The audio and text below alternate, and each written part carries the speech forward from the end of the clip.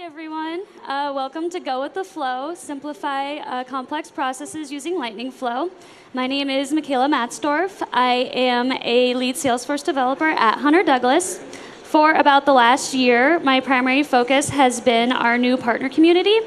And I'm going to take you guys through how we use Lightning Flow to simplify some complex security problems for our partner users.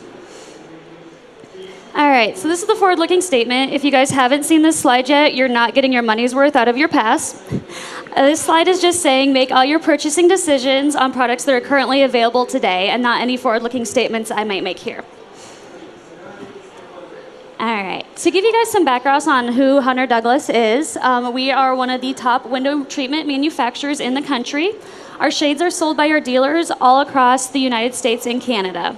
We really pride ourselves on the quality of our products and our service, and we wanted to carry those values over to our partner community. When we started building our community, one of the first things we kept in mind was we wanted to keep a really flexible security model. We were onboarding 30,000 plus partners, and we were letting those partners onboard their own employees. We wanted to give them a really customizable security experience because we didn't want to pigeonhole them into our way of doing things with their security. We wanted to let their users access their data on their CRM platform how they wanted to. So when we rolled out the community, one of the first things we got feedback from on our pilot dealers was the user security model. It didn't make a lot of sense. It didn't really flow for them. The permissions were confusing and they didn't really fit together. We'd originally went with this tabbed experience that flowed through how different user stuff was set up.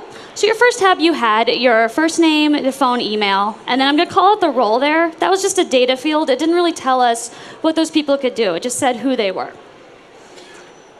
The next tab was the system permissions page. So this was the permission sets that we let our partners assign and unassign from their users. And then the last tab here was the data access permissions. So this is what was set up to tell our partners what kind of CRM data access they wanted to give to their users. The tabbed experience allowed us to make great use of the real estate on our page, but it didn't make a lot of sense for our users. Most of them had never used Salesforce before, and so going through this, they were like, we're not sure what we're doing. The biggest feedback point we got was let us pick our admins, our managers, and our sales users and go. We don't really need to get into the nitty-gritty of these different permissions. So as I sat down to think about redoing this experience, the wise words of Jay-Z came to me. Don't go with the flow, be the flow. Flow was one of the first tools that came to my mind as I was thinking about redoing this experience. As the users went from one tab to the next, a flow felt like a natural fit. It also was GA available in spring, which is perfect timing for me. Another reason I picked Flow was our customer support. They were fielding a lot of questions from our partners, and using Flow allowed them to go through it and answer these questions on their own. They didn't need to reach out to a technical resource in Salesforce to answer the questions. And what was so great about picking Flow for me as a developer was that I could use the Lightning available for Flow screens interface to reuse the components I'd already built for that tagged experience. The last piece was setting up my custom metadata. I used custom metadata to tell my components the base levels that we thought that our different partners would want for these different roles. What was cool about that was if the business was like, hey, we want to add another sales manager permission, it was a few clicks to add that to my custom metadata, not code. All right, so with that, let's go take a look at the flow I built. All right, so I am in the Hunter Douglas partner community as our example dealership here, Bag In Blinds. So Frodo is a senior sales member at Bag In Blinds, and he's just been given a promotion. So Frodo is going to become a sales manager. As his boss, I need to come in and change Frodo's access because as a sales manager, he's going to be doing more. I'm going to quickly call out the access that Frodo currently has today. We can see his system permissions are pretty limited. He can create accounts, opportunities, and orders, and he can run reports and dashboards. I'm also going to point out his data access. It's private right now, so Frodo can only see the data that he's creating. He also has no access to edit or create cases with Hunter Douglas. So let's go ahead and change that for Frodo since he's now our sales manager. To launch my flow, I'm going to use this quick action up in the corner here and hit just change role. And with a button click, that launched my flow. So as Frodo's boss, I'm now going to pick a sales manager role for him and hit next in my flow. On this page here, you'll notice that Frodo has more permissions. So this is that custom metadata I was talking about. These are the base levels that Hunter Douglas is recommending. But as Frodo's boss, I can choose to use this or customize it as I want. And I'm going to go ahead and give Frodo some export data access as well.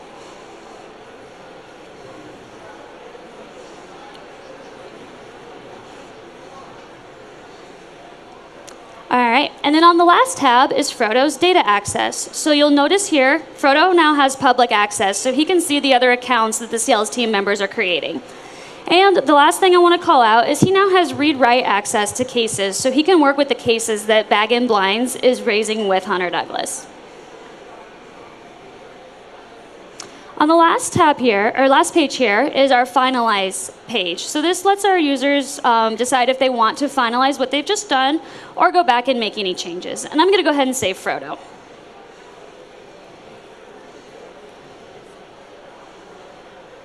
All right, so you guys just saw within less than a minute, as Frodo's manager, I was able to update his permissions and get him access into a sales manager role. All right. So a few highlights I want to show you guys from the Lightning Flow toolkit is the Lightning Flow component. That is the component that let me launch that flow from that quick action you just saw. And then I'm going to highlight the Lightning Available for Flow Screens. The Lightning Available for Flow Screens is what let me use my components within the flow itself. All right, let's go take a look at some code.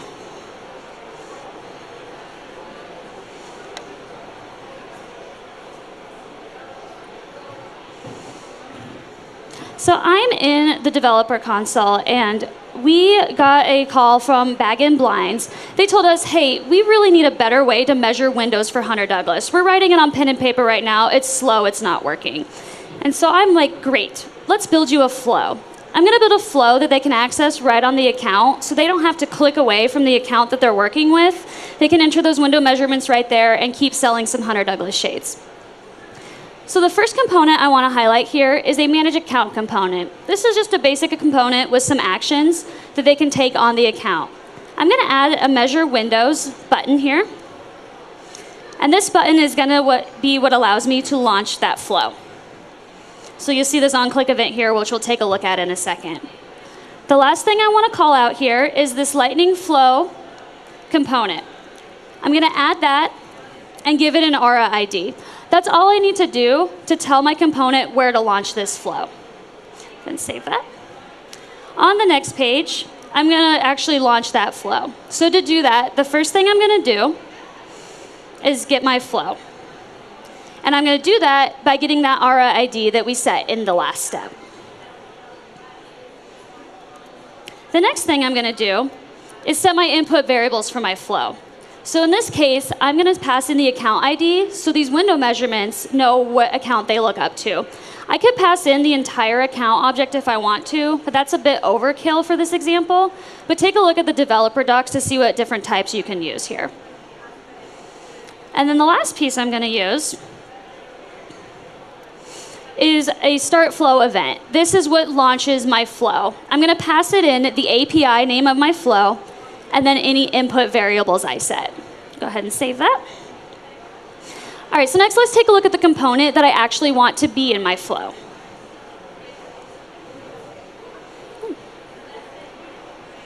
Oh, I don't know why that's... Let me refresh here. All right. So the first thing I'm going to add in my component, and this component is just a simple form that's going to take in the height and width of my windows.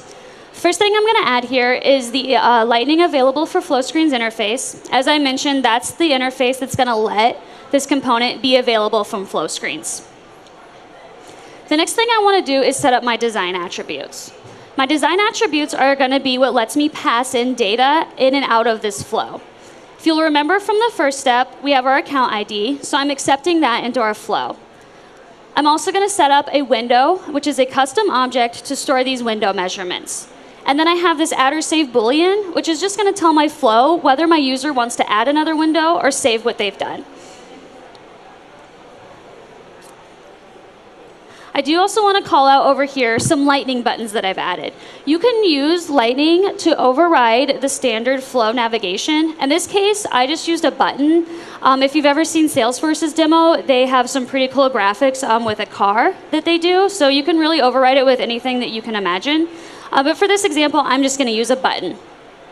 So on that action clicked, from the button, I'm going to get the ID of the button. If the ID is next, I'm going to call the attribute navigate flow and tell my flow that we're going to do the next action. All right, and our last piece here is the flow itself. So I'm in the Cloudflow Designer, and I'm going to add that lightning component. So I'm going to drag on this screen, give it a default here. And if you'll remember, we overwrote those standard actions, so I'm going to hide the footer. And then we'll leave everything else as default on this page. The next thing I want to do is come down to the extensions on the screen component and drag on the lightning component. So once I'm in that lightning component field, I'm going to give it a unique name. And then from the drop-down, I'll see that window measurement component that we set in the last step. So I'm going to pick that.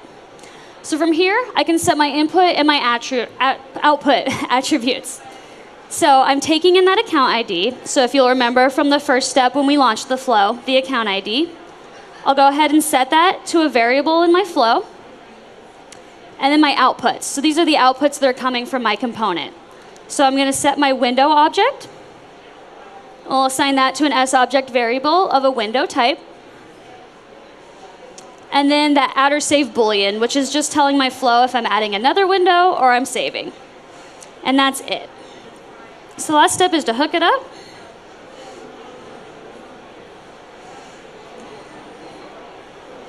And for this example, my flow screen is going to be the first thing that this flow is going to do. It doesn't have to be, but that's just going to be in this case. So go ahead and save the flow. And this warning is just saying you are using a Lightning component, so it'll only work in Lightning runtime. All right, so let's go take a look at what we built for Bag-In Blinds. So I'm back in, I'm in as Frodo. I'm getting some measurements for Sam. So we can see here that Manage Account component. I'm going to click my Measure Windows. And as quick as that, I've launched my flow. So I'll go ahead and put some windows in for Sam. And we'll measure another one. His bedroom.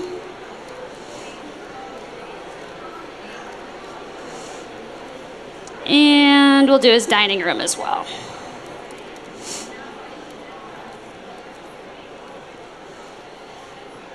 All right, so now that I have Sam's windows in, I'm going to hit save.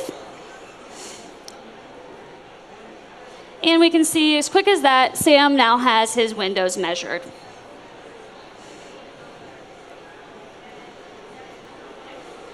All right, so the components we just covered was all I needed to use to get that flow going for Bag-In Blinds. So to reiterate, the Lightning flow was what I used from that button click to launch my flow and tell my component where that flow lives. Then the Lightning available for flow screens was what let me access my component within the Cloudflow Designer to add it as a screen element. All right. So Flow's really become one of my favorite tools on the platform. I've had a lot of fun building with it, and I hope you guys build some great flows of your own. I've added some sessions here to check out. There are a ton of sessions on Flow. I've highlighted some here, but just search Flow on your app. I've also made a trail mix that has some great trails on learning these tools, and then of course a link to the Salesforce documentation. Also, don't forget to check out the developer keynote that's happening tomorrow. That's going to be one that you don't want to miss. All right. Thank you guys for checking out Flow with me. Do you have any questions? Go back a couple slides.